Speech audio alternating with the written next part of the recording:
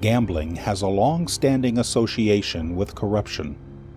Wherever one finds unregulated games of chance, one may encounter tricksters, card sharks, and rigged devices. Street hustles, like the shell game, are not a gamble. If you play, you will lose. Guaranteed. No picture, please. Finish, mister. Hello? Finish picture.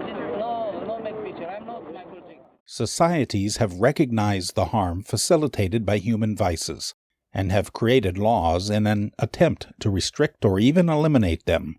First reading a bill for an act to amend This the seldom Building works, Code 1992 and always bears consequences.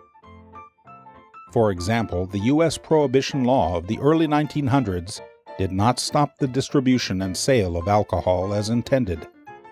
It created a profitable business for organized crime.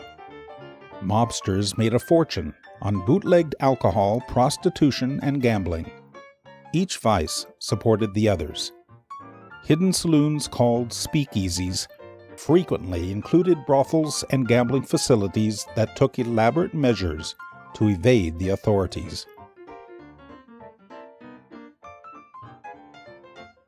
When the police did discover an illegal activity, they were more likely to accept a bribe than risk retribution.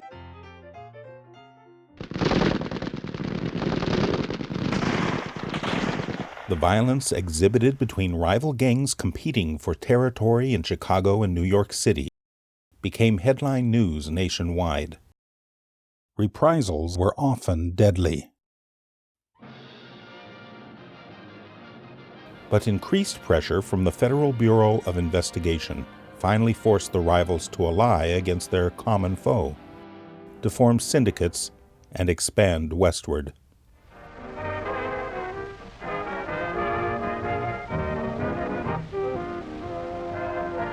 Yes, night will fall as it invariably must.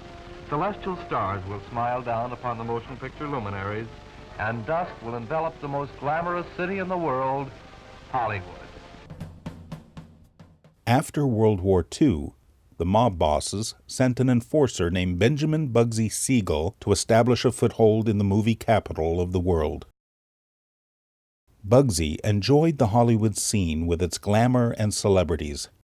His reputation made him somewhat of a celebrity himself, but it also drew unwanted attention from the authorities, who were determined to keep organized crime out of Los Angeles. His success was limited. Then Bugsy happened upon the greatest opportunity in the history of the mob, a dusty little desert town in Nevada called Las Vegas, a town where gambling was legal. He convinced his bosses to invest money in the construction of the Flamingo Hotel and Casino, the first resort on what would eventually become the famous Las Vegas Strip. Unfortunately for Bugsy Siegel, he was not as good a businessman as he was a thug. He spent way too much of the syndicate's money on construction, and the opening of the casino before the hotel was ready proved a huge financial mistake that his bosses could not forgive. Still, his idea was brilliant.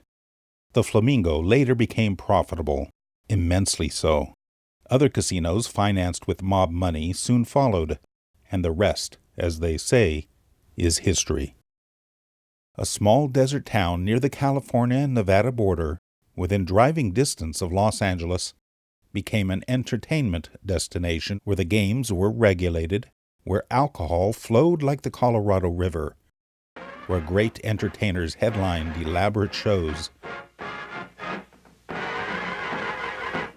and where organized crime syndicates could assure their customers what happens in Vegas stays in Vegas. The city is no longer run by the mob.